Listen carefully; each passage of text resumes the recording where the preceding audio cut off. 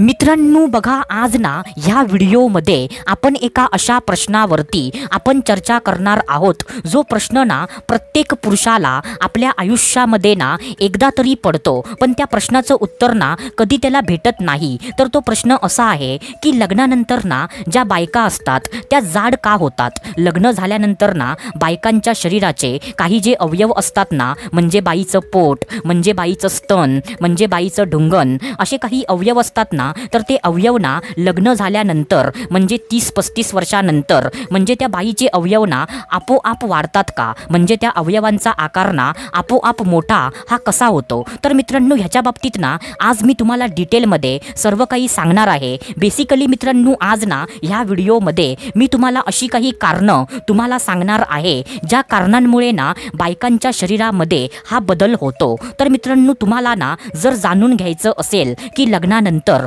बायका जाड का होतात, बायकांच्या शरीरामध्ये असे बदल का होतात, तर मित्रांनो ह्याच्यासाठी ना हा व्हिडिओ तुम्ही पूर्ण बघा। तर चला सुरुवात करूया आजच्या ह्या धमाकेदार व्हिडिओला।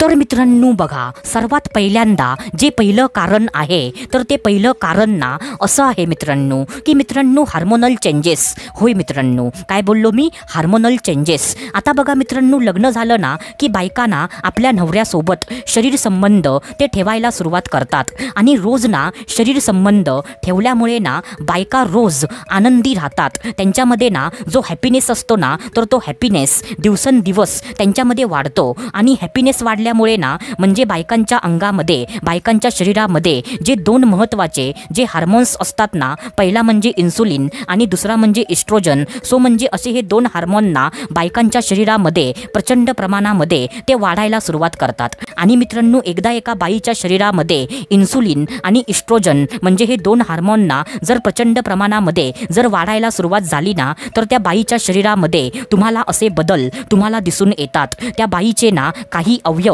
आकाराने मोठे होतात। तर मित्रांनो हे पहिलं कारण तुम्ही लक्षात ठेवा। आता त्याच्यानंतर जे दुसरं कारण आहे तर ते दुसरं कारण ना असं आहे मित्रांनो की मित्रांनो रुटीनमध्ये बदल होतो।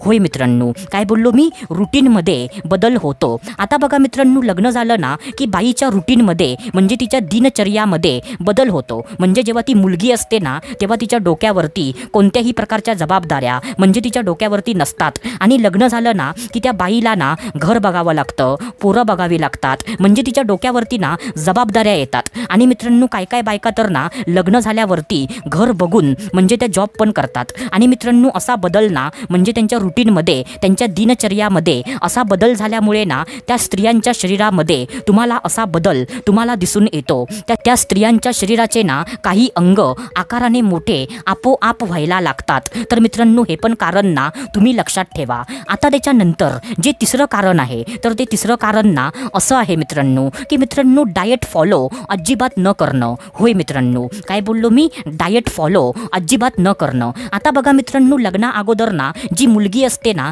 ती डाएटवरती खूप जास्त कॉन्सन्ट्रेशन ती करते, कारण म्हणजे त्या मुलीला ना स्वतःला मेंटेन ठेवायचं असतं। म्हणजे त्या मुलीला असं वाटतं की म्हणजे जर मी कशी पण जाडजूड जर मी झाली ना सो म्हणजे कोणताही मुलगा म्हणजे मला पसंत करणार नाही। पण मित्रांनो लग्न झालं ना की त्या बाईच्या डोक्यामधलं ना म्हणजे हे जे टेन्शन असतं ना की म्हणजे मला कोण मुलगा पसंत करणार नाही, तर म्हणजे हे जे टेन्शन असतं ना ते टेन्शन तिच्या डोक्यामधून पूर्णतः गायब होतं। आणि म्हणजे ती बाई ना लग्न झाल्यावरती डाएटवरती ती अजिबात फोकस करत नाही। ती काही पण खायला ती सुरुवात करते, ती कधी ना एक्सरसाइज पण ती करत नाही, ती स्वतःला ना मेंटेन ठेवायचा प्रयत्न करत नाही। आणि म्हणजे असं सर्व केल्यामुळे ना त्या स्त्रीच्या शरीरामध्ये तुम्हाला असे बदल तुम्हाला दिसून येतात। त्या म्हणजे बाईच्या ना शरीरामध्ये असे चेंजेस तुम्हाला दिसून येतात, आणि त्या बाईच्या ना शरीराचे काही अंग आपोआप आकाराने मोठे होतात। सो मित्रांनो हे पण कारण ना तुम्ही लक्षात ठेवा।